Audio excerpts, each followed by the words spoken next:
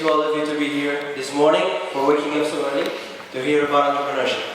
My name is Diogo Alves, and I'm here to share you some stories, some experiences of my life as an entrepreneur and also in venture capital. And I decided to build this presentation like a journal, with a series of chapters, with some lessons, with some stories, and like a ship that you go through the seas and you discover and you dream. So I hope you enjoy. Okay, pause with this. So the first chapter, just a brief overview on my background. I'm Portuguese, so my first step started here in Lisbon. Then I decided I wanted to confer an international character to my education, so I went studied to London and to Paris. Then I came back. I did a small internship in a bank that's probably is going to go bankrupt in some years.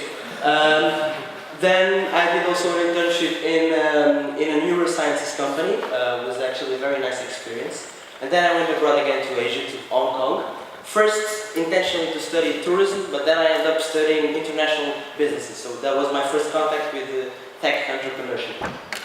Then I went for a strategy consulting firm focusing telecom, media, and internet, and I worked a long time in Africa.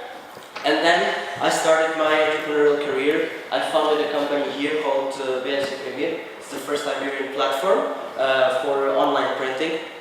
And then I joined Rocket Internet, which is the largest online venture capital in the world.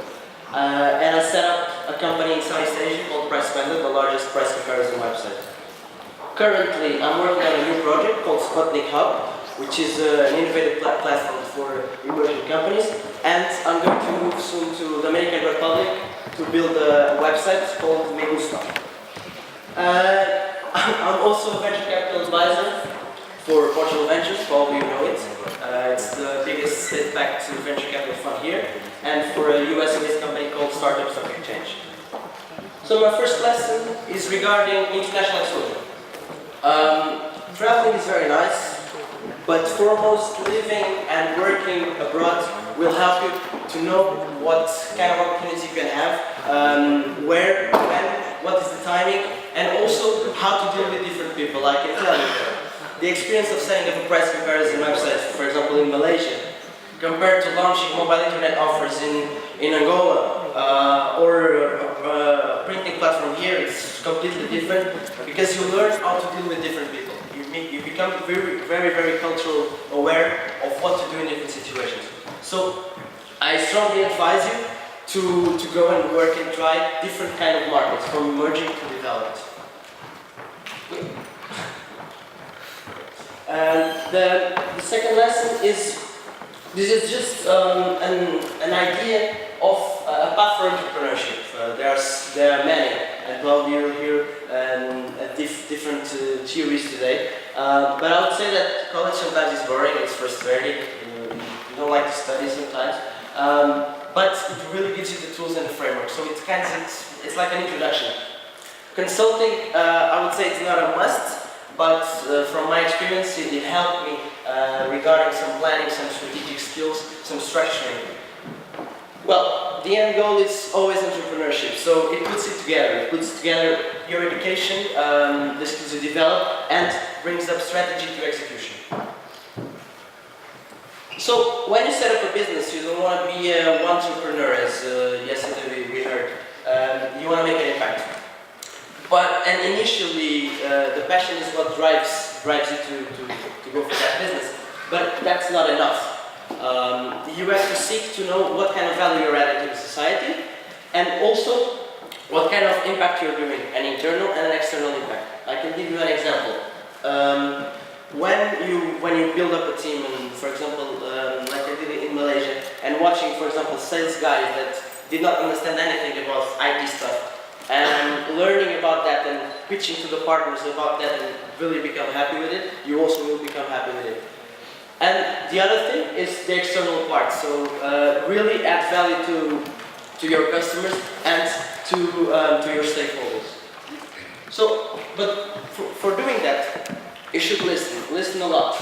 Every new interaction you have with people will help you to get feedback about your business, will help you to succeed or not. For example, last year I was trying to set up a business And one of the things that I did was went to the streets and asking people with like a survey, and I did like 60 personal interviews with people that I didn't know. So it really opens your mind and gives you different perspectives on what you're doing. Then, when you prepare your business, there are three main questions that people are going to ask you. One, what are you doing that is different? The second one, who are your clients and what are their needs? And also, what is your team and if you have the necessary skills. About the first two, you should listen a lot in order to sell. So, when you are preparing yourself for a pitch to investors and entering in a venture capital story, I would say that there are 5 principles. The first one is to find mentoring. Find people that can coach you, can advise you, that are older than you and have more experience. Then the second one, be serious and professional. And believe me, this can be a very straightforward thing, but I've seen a lot of examples of people that they were not even prepared. I can give you one example. In one of the pitches I had to evaluate, we scheduled a meeting, right? But in the last minute, they just cancelled it, and then they did the meeting via Skype in another city, and basically there was a lack of professionalism. So it's those kind of details that you really should avoid. Structure your thoughts, because you only have 1 minute or 5 minutes to pitch your idea, so be sure to be straight to the point. Then the fourth one, play your region, be creative. For example, if you're doing a travel app, just do your thing like you are in a ship or in a plane. And fifth, and like the sum of all the points, be really attentive to details.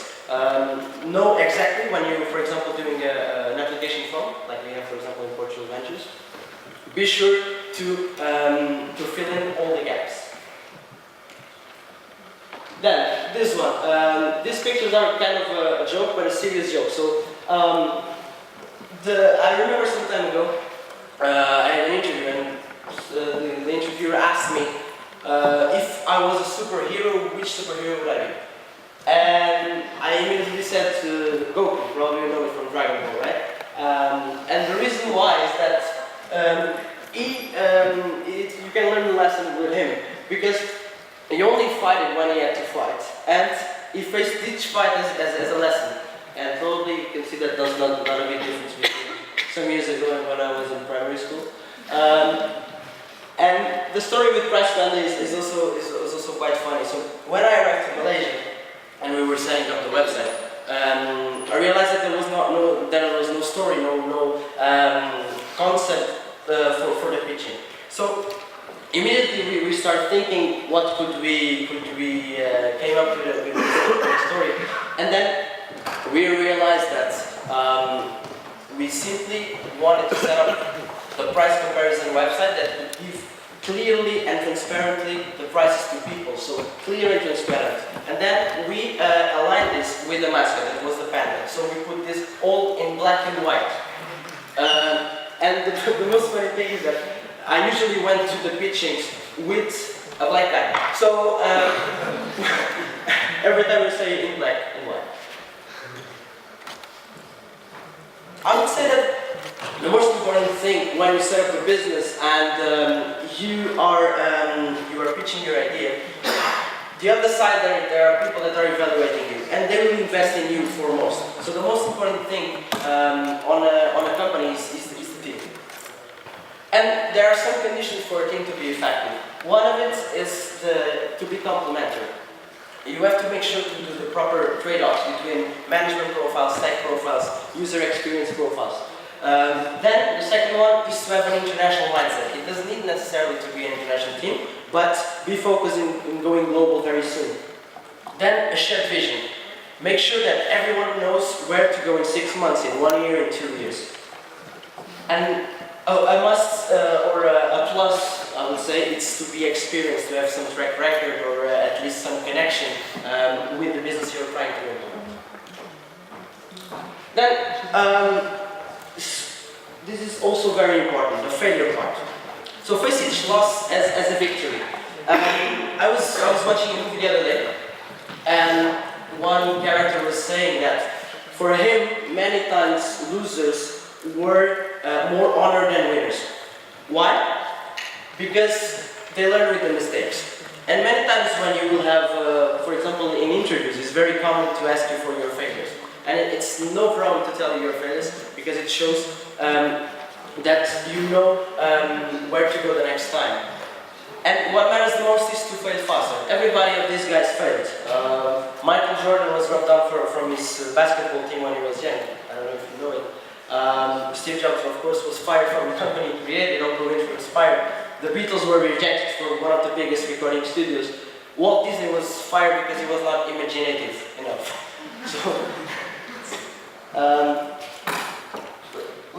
So speaking about Disney, what matters also is that you plan always to go on the extra mile. I was reading a bit about Disney the other day, and I read a story that occurred some years ago in Disneyland Resort. A kid lost his tooth, and then his mom went for a water drinker to wash his tooth. But suddenly the tooth just slipped away. She lost it. Then she went to the cast members, and the cast members told her, okay, in the end, just go and the front door will have a surprise. When they were leaving, the kid was very sad because he thought that the tooth fairy was coming to pick his tooth, and that's all. And then he lost the tooth.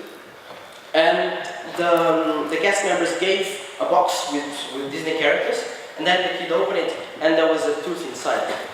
It was not his tooth. It was a tooth, like a handmade tooth that they had in the store, but the kid believed it. So that day, they went the extra mile. So seek for going for the extra mile in everything you do. It's not only in entrepreneurship, in professional life, but also in personal life. And the last chapter, climb the mountain. I climbed this mountain in Malaysia 3 years ago, and what I was thinking by the time is I just want to reach the top. I just want to see the sunshine. It's very beautiful. But then, if you stop thinking and realizing what is important is the whole journey. Is that I was going up with under rain. I had some months ago also a motorbike crash, so my knee was kind of injured. So I had to go up to not put so much pressure in this knee. The days after was very nice actually. And then going up, watching the sunshine is the beautiful part. But then when I was going down, there was a thunderstorm. So there was a lot of ups and downs, but foremost a learning process. So face this as a journey and not the arrival. Finally, thank you all. You have my contacts over there. Feel free to add me on LinkedIn or on Facebook. And two final advices. One, for your business, invert